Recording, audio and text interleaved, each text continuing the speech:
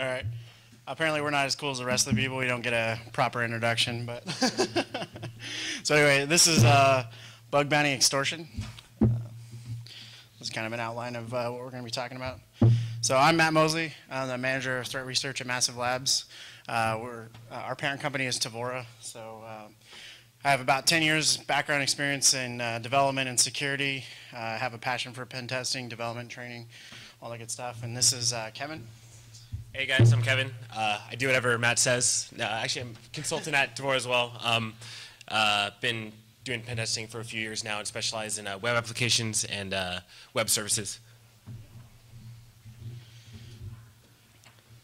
So quick overview, if for some of you that haven't read the synopsis. This was an incident that happened last summer. We had a Fortune 500 financial institution call us. They basically had a ethical hacker contact them and try to extort them for $250,000 for a bug that they had found. And so basically we're not really covering anything new, nothing groundbreaking. We're kind of this is kind of a cautionary tale of what happened and how we came to the conclusion and how we solved the issues. And we're going to do a technical breakdown and then kind of the lessons learned after the incident. So again, our client receives the call, right? Again, ethical hacker. Basically told him that he found a flaw that allowed him to take over any account in their system, and with that was able to transfer money from that account to any account that he wanted to. At the time, they didn't really know how he was doing it, but they basically said we had 48 hours to find out. Otherwise, he was going to release the information on Twitter and YouTube. So it was a threat made by him. I said USD because we later found out he was from India and all that good stuff. But anyway, so Kevin actually took the call, and about an hour and a half into it, you know, the first mission of incident response is gather the logs, right? So give me all the evidence and logs that you have.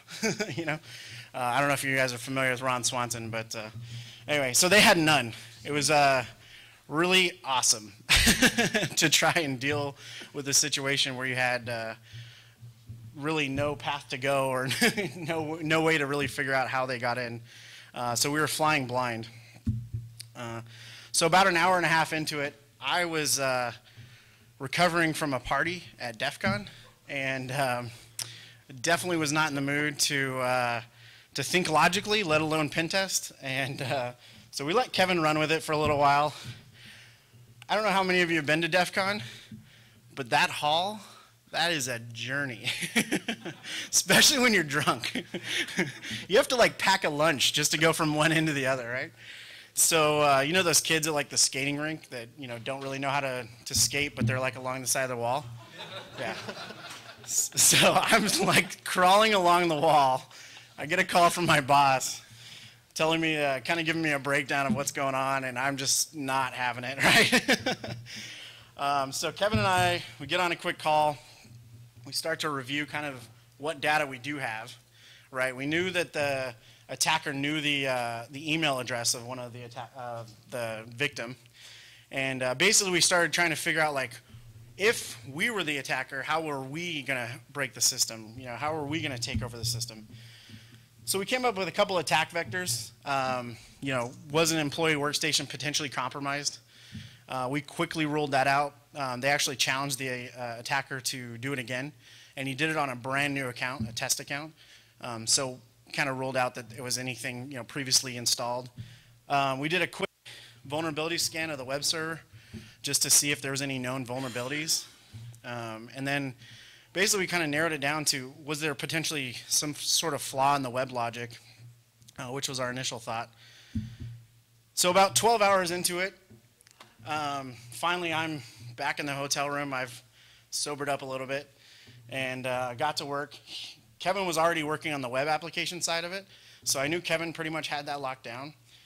So I decided to look at the mobile version of their website, and it was actually really weird. It was the same site, but different logic, different business logic on the back end.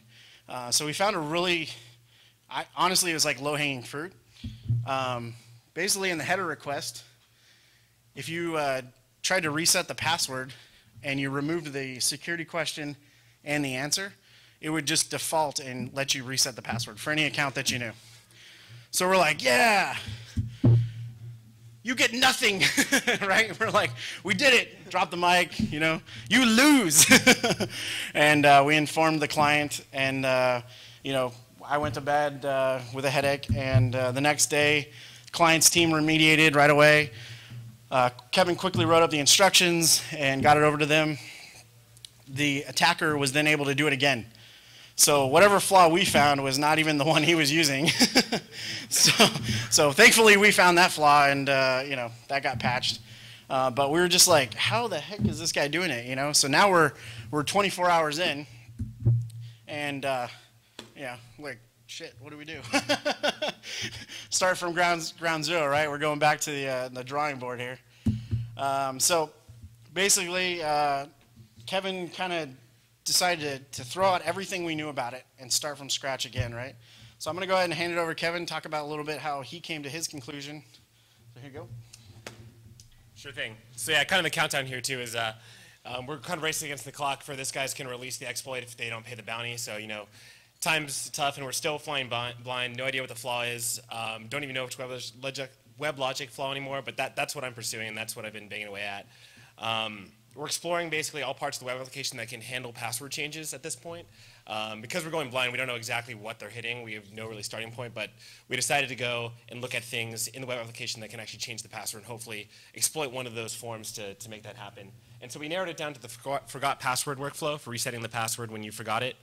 The password reset in the account page, you can just go into your profile and reset the password. And the create new account page, in case in some situation you might be able to create a new account but overwrite the password of the old account. So those were the three vectors we were pursuing at this point. So the main thing that I was really trying to look at was session management. The reason is, a lot of times, there's just a lot of opportunity for mistake here when people make web applications. And the form that they had to reset passwords and the form that they had to create a new account was very complicated. There was multiple pages, and they were all relying on state information from the session cookie. The problem with session management is it's pretty slow to test. It was a lot of a manual process for us, testing every little combination, trying to figure out how they might be doing on the back end, and you know, working out the possibilities. And we're limited on time here, so about 10 hours left, we're starting to realize that we might be able to find this, but I don't know if we'll be able to find it in time. And that's when we started noticing that there's actually, there were other calls going every once in a while back to the application that weren't a part of the application logic itself. And that was web analytics. So they were using something called IBM T-Leaf for the web analytics. And prior to this, they had not been able to get us any logs. And so we reached out to the analytics department and actually got some dumps of their analytics logs. And using this, we finally got on the right track. So getting a little more morale here, have some direction. We were able to see that they actually, there was IPs coming from India, which we knew the attacker was from India, in the time frame that we had challenged the attacker to change the password, hitting the forgot password workflow page. So this allowed us to kind of cut out some of the cruft, cut out some of the other pages, and just really focus down on this page. And still kind of going blind, but at least we had, a much more limited scope on our hands. So we refocused our effort on this page. And finally, thank God, we had about 3 hours left, and at this point, our boss was in the office just yelling at me to pull the trigger on the exploit, whatever that means. So things were getting heated, but finally did it. We were able to reset a password, and we managed to find what the flaw was.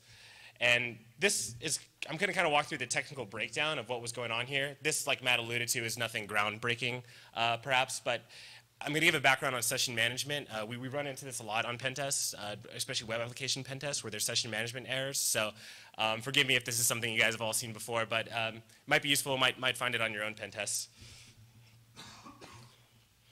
So some background. I just want to give an idea of how the page worked that we were targeting. Or rather the workflow works. So in order to reset a forgotten password, you basically had to go through 3 pages, and on each page the state would change. So on the first page, you would enter your username, and that would basically just redirect you to the next page. You'd be in the context of that username, be asked one of your 3 security questions. If you answer that, so obviously, if you know the name of my dog, you should deserve my password, apparently, according to this website. But if you answer the one security question, you now have the ability to reset the password, and then that will redirect you to a change password page where you can change the password. And I wanted to do some first observations on that, just thrown out there. The only verification needed here is security questions. You know, even if this form was perfectly secure and there was no flaw, there's still going to be an issue with that. The security questions they had on offer were things like, what was your high school, what was your first dog, things like that, things I can know from being a friend with you on Facebook. So regardless of any technical issues, the business logic issues of how the web application worked was not sufficient to protect the page.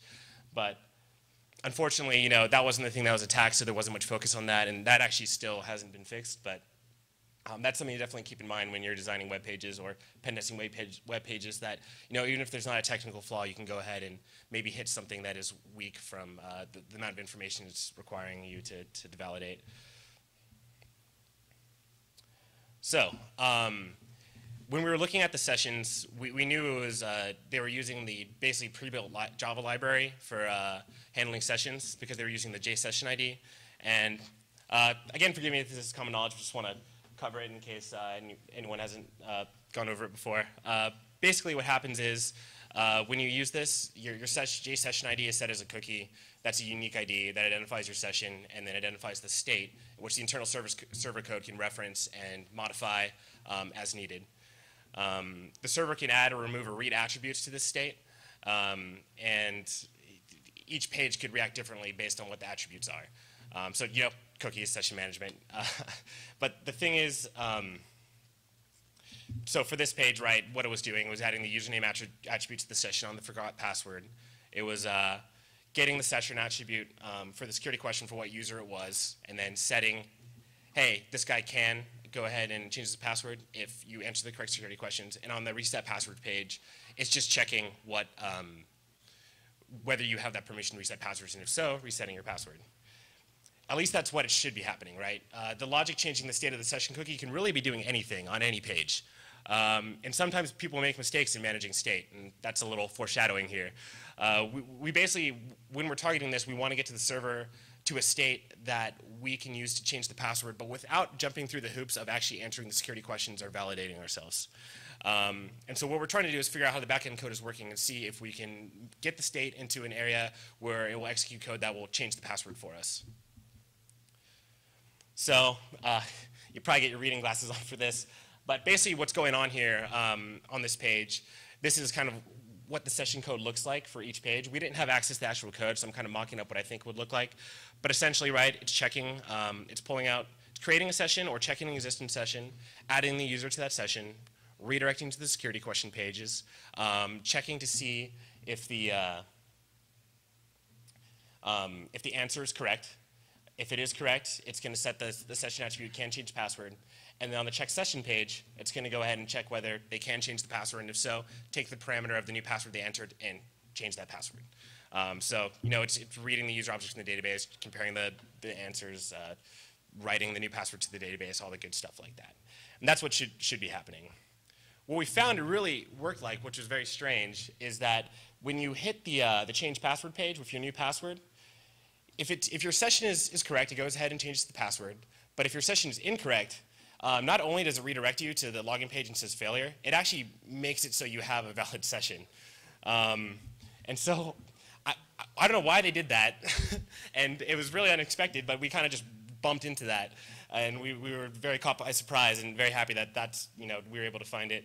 And so basically, in order to exploit this, right, you can create your own account, go through a normal password change, capture the post request for the password change itself on that third page, then go ahead and start the reset password workflow with a different user, your target user. Go ahead and pull that JSession ID out now that you have associated the user with it before answering any security questions. Go back to the post request you captured, paste in the JSession ID, run it again. It will successfully, the page will fail you and go back, but then hit it that second time and boom, you're authenticated and can change the password. And so kind of just the story here is like expect the unexpected, right? Why would, if you fail to authenticate, make you authenticated? Why would the server code do that? There's no reason to, right? And that might not be something you're looking for in a web application pen test or web services pen test, because why would anyone do that? But code is weird, people make mistakes, and things can be complicated. We didn't have access to actual code. I'm sure it wasn't as simple as, if fail, then make authenticated. There's probably some more complicated logic there where there was a flaw. And so really the key is to expect the unexpected. We were going out after some of the things you might expect to be happening, but if you kind of just mess around with things that you might just logically think would fail, you might be surprised to see they'd actually be successful. The other thing is be the unexpected, right? When testing sessions and web applications in general, a lot of times all the testing that's done by the developers is against, hey, what can the user do in the browser? Is the user experience correct? But we have tools, right? We have burps where we can set arbitrary requests to the web servers. We can set it in arbitrary order, and we can inject whatever information we want in there. So take advantage of those tools and do things that the user wouldn't be able to do, or they wouldn't be able to easily do in the browser, to try and get into situations that the developer is not anticipating. So that was fun. We found the flaw. And what's kind of the moral story for the bug bounty part of it here as well. Just closing out when the time's over. So we actually suggested to the client that they should pay this guy out because he found it and he wasn't releasing it, and he deserves something, maybe not 200 grand. But unfortunately, he kind of started, I guess, calling them out on Twitter and a bunch of other networks, and wasn't professional about it. So he ended up not getting any money, unfortunately. And we actually found out later that he had purchased the exploit as soon as the client remediated it. The exploit came out on YouTube from someone else. So.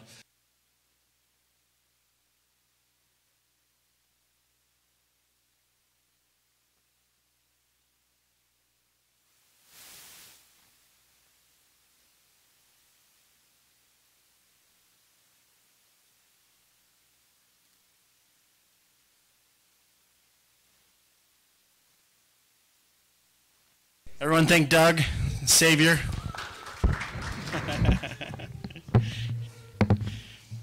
All right, so where are we at? Lessons learned. All right.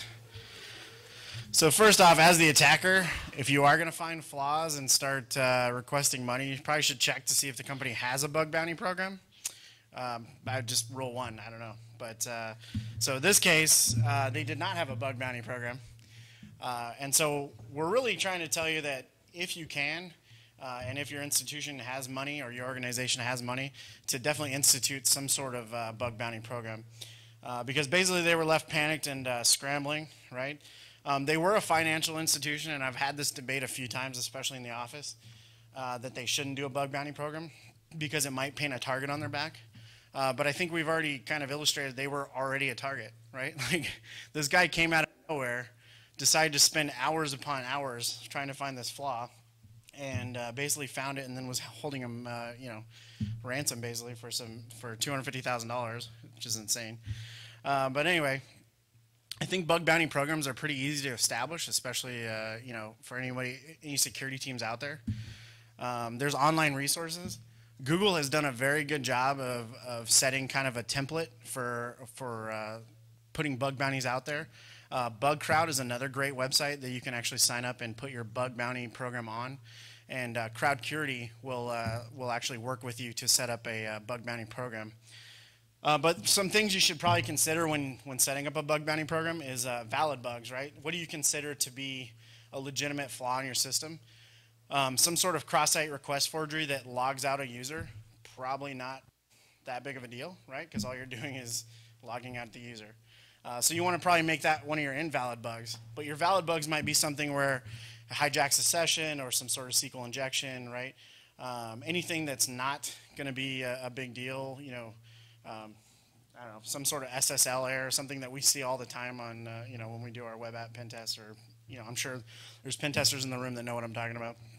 Those will probably, not be a big importance for a company to pay money for. And then you want to define your reward, right? So Yahoo used to send out T-shirts. That's cool. I mean, some people bitched and complained, but it really, just the recognition that you did something and got a shirt for it's kind of cool. Trophy, I know Facebook does a white hat hacker debit card. You can keep the money. I just want that cool debit card. So, but yeah, even recognition on the website, right? Like the Hall of Fame. A lot of bug bounties do that, where they actually just put your name up there.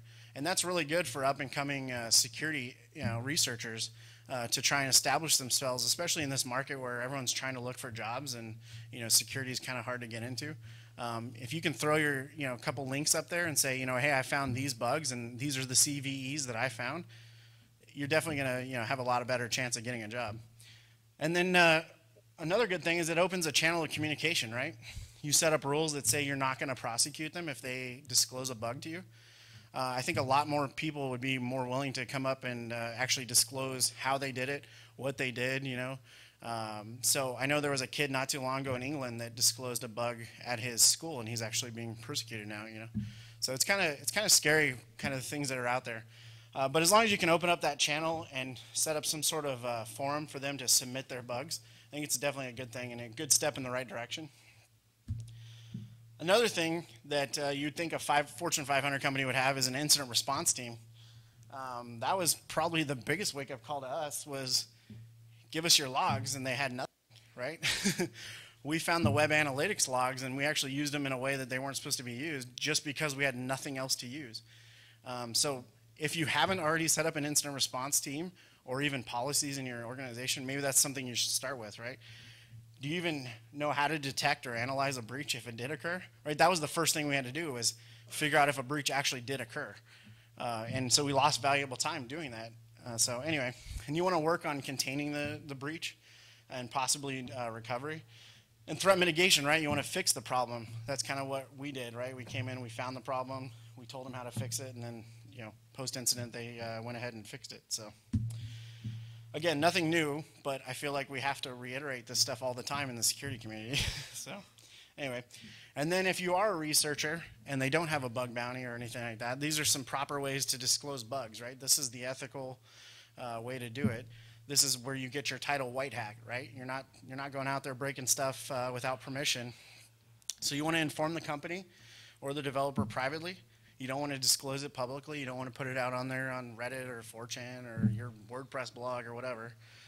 And then when you do, provide a detailed report, just like you would provide a pen test report, right? Go through the findings, detail the data that you were able to do, and kind of give them a proof of concept so that they can take it back to their QA team, to their security team, and they can rerun it through their system so it's not just a one-time fluke. And then basically give the company time to fix it. So this is where I kind of differ a little bit on Google. I think Google gives people 48 hours to fix bugs. I don't know. That's, to me, just unrealistic. I know a lot of you probably work for large enterprises. Shit does not get done in 48 hours, right? It takes weeks, months, right? So I don't know. Just give them plenty of time, work with them, try and help, offer assistance to fix it, and then see if you can use them as a reference on your resume or whatever that you want to get that recognition. And then lastly, this is kind of what Kevin talked about a little bit, was how to do a proper password reset. There is no standard out there, but the OWASP, the Open Web Application Security Project, has done a pretty good job. Basically, you want to gather the identification. So you want them to input their username or their email on one form, submit it, verify with good security questions. This is not what's your favorite color, right? There's 64 million colors out there or whatever. But how many can you name off the top of your head? Like 10? So if I go through and I do those 10 questions, that's not a good question, right? If I do those 10 answers. So good question would be, what was the street you grew up on? I guarantee you're not posting that on Facebook or MySpace or whatever you use, Twitter. So anyway, do that. Once you've verified that the user is actually who they say they are, send a token over side channel, right? This is where the email comes in. Send them an email with the email that's registered to their account with a link that's times out after a certain number of hours, and then have them click on it to verify who they are. And then once that happens, allow them to change the user or change the password. So anyway, thank you very much. So again, Matt Mosley, Kevin Dick. That's our contact information if you want to reach out to us. Any questions? Well, I guess we did a good job. Or not, or not.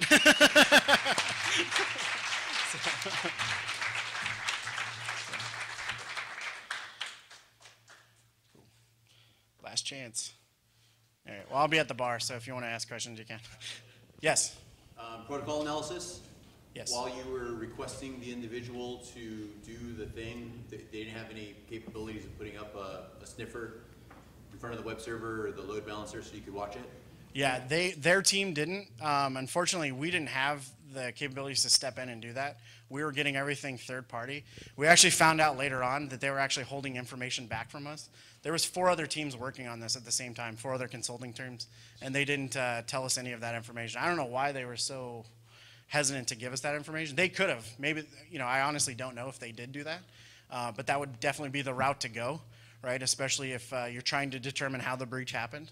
So, but yeah, they didn't. A future capability, when you're interacting with these organizations, would you take that path? To have that access? Yeah. Oh yeah, definitely.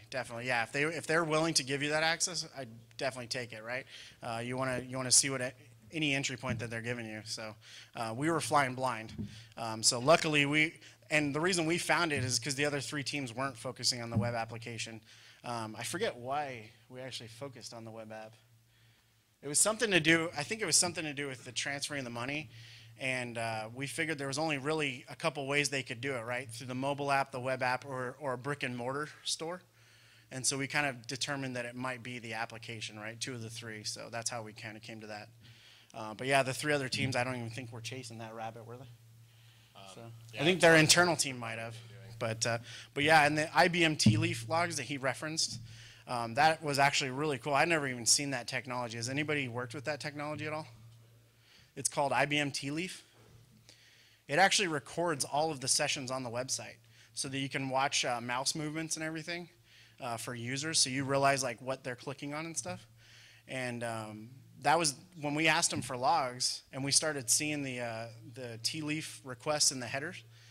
We asked them what that was, and once they gave that over to us, we could actually replay what the guy was doing. We couldn't see the header requests, where he was switching the session IDs, but we could actually see what he was clicking on and doing. That's how we kind of narrowed it down to the password reset. So it was very interesting, actually.